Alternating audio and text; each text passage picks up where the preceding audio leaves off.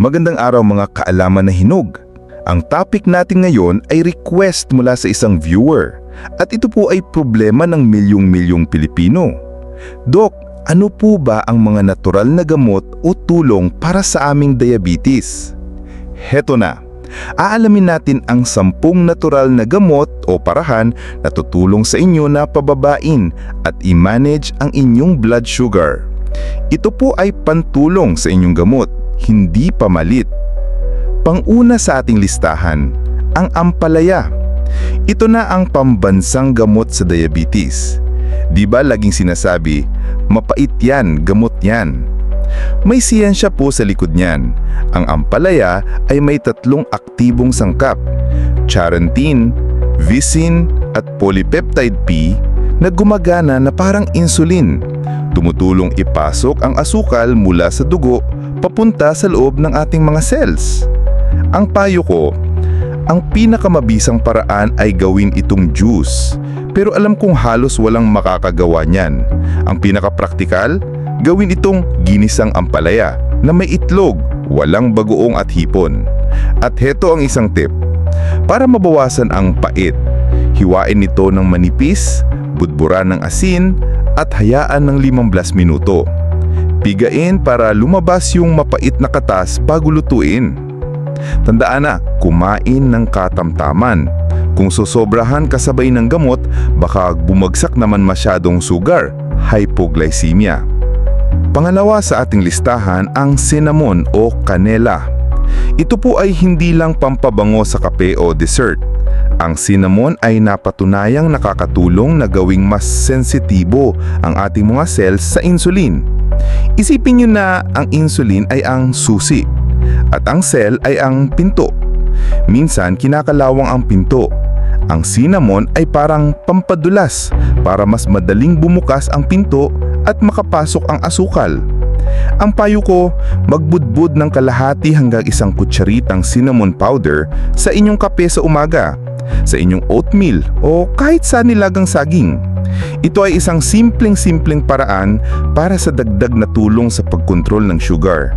Siguraduhin lang na Ceylon cinnamon ang binibili ninyo kung kaya, dahil ito ang mas ligtas na uri para sa pangmatagalang paggamit. Pangatlo, mahigpit na pag-iwas sa kanin at tinapay. Ito po ay hindi pagkain, kundi ang pinaka-importanting gamot na gagawin ninyo, ang pagbabawas o pag-iwas. Isipin nyo na ang 1 tasang kanin pag natunaw sa tiyan ay nagiging halos 10 kutsaritang asukal.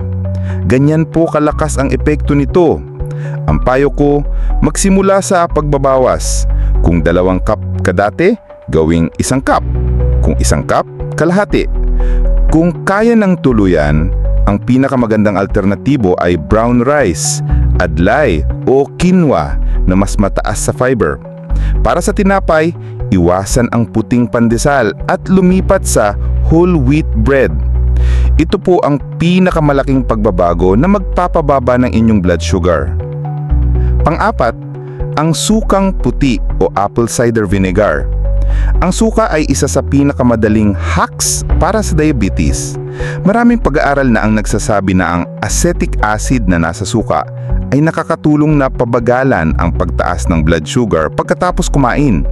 Pinapabagal nito ang pagtunaw ng carbohydrates. Ang payo ko, bago kumain ng tanghalian o hapunan, lalo na kung medyo marami kang kakaining kanin o tinapay, uminom ng 1 basong tubig na may halong 1 hanggang 2 kutsarang suka. Tumutulong ito na hindi biglang tumirik ang sugar mo pagkatapos. Parang preemptive strike ito laban sa asukal. Pang-5, ang okra o lady's fingers.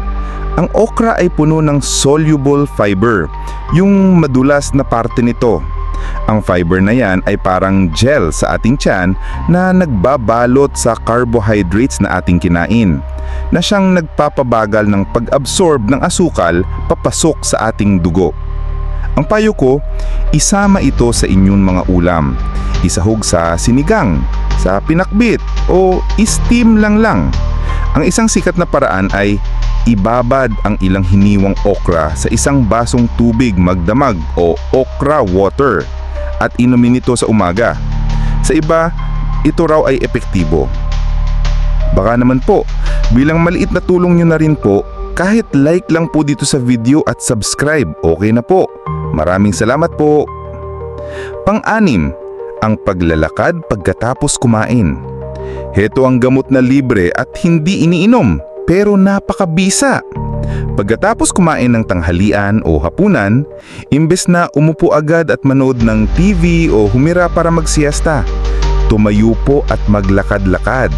Ang payo ko, kahit 10 hanggang 15 minuto na dahan-dahang paglalakad. Bakit ito importante? Yung asukal na galing sa kinain mo, imbes na maipon sa dugo, ay aagad na sisipsipin at gagamitin ng iyong mga muscles bilang enerhiya para sa paglalakad. Napakalaking tulong nito para iwasan ng biglaang pagtaas ng inyong after-meal blood sugar. Pang-7, ang mga nuwes at mani. Imbes na kumain ng biskwit, crackers o tinapay sa merenda na puro harina, lumipat po tayo sa mani. Ang mani, kasoy o almonds ay mayaman sa healthy fats, protina at fiber. Ang kombinasyong ito ay halos hindi nagpapataas ng blood sugar. Sa katotohanan, nakakatulong pa itong stabilize ito. Isang maliit na dakulang ko bilang merienda. Ngayon, heto ang balala. Piliin yung nilala, yung inihang o yung sariwa na walang asin.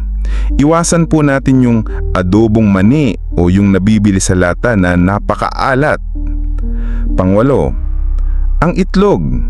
Ito na yata ang perpektong almusal para sa isang diabetic. Bakit? Dahil halos zero ang carbohydrates nito. Puno ito ng protina na magpapanatili sa iyong busog hanggang tanghalian.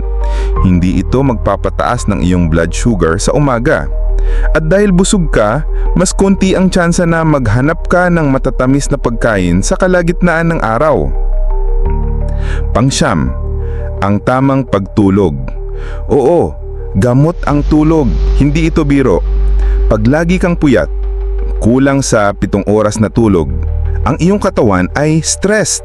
At pag stressed, tumataas ang cortisol na isang hormone na siyang nag-uutos sa atay mo na maglabas pa ng dagdag na asukal sa dugo. Bukod pa dyan, lumalala rin ang iyong insulin resistance, kaya mas nahihirapan ang gamot mo gumana. Ang payo ko, ang tulog ay reset button ng katawan. Patayin ng TV at cellphone 1 oras bago matulog. Kung kulang ka sa tulog, parang sinasabotahe mo ang lahat ng pag-iingat na ginagawa mo. At ang pang-10, ang pag-inom ng sapat na tubig. Maraming diabetic ang laging dehydrated, at pag dehydrated ka o kulang ka sa tubig, mas nagiging concentrated o malapot ang asukal sa iyong dugo. Kaya pag nag-check ka, mas mataas ang reading mo. Ang simpleng pag-inom ng sapat na tubig ay tumutulong sa kidneys na ilabas ang sobrang asukal pamamagitan ng pag-ihi. Ito po ay isang simpleng paglilinis. Laging magdala ng bote ng tubig. Inom ka bago ka pa man makaramdam ng uhaw, dahil pag uhaw ka na, late na, dehydrated ka na. Ang diabetes ay hindi sentensya ng habang buhay na paghihirap. Ito ay isang kondisyon na pwedeng-pwede nating i-manage. Kailangan lang ng disiplina, tamang gamot, tamang pagkain, at tamang lifestyle. Ang kapangyarihan ay nasa inyong mga kamay. Maraming salamat po at God bless.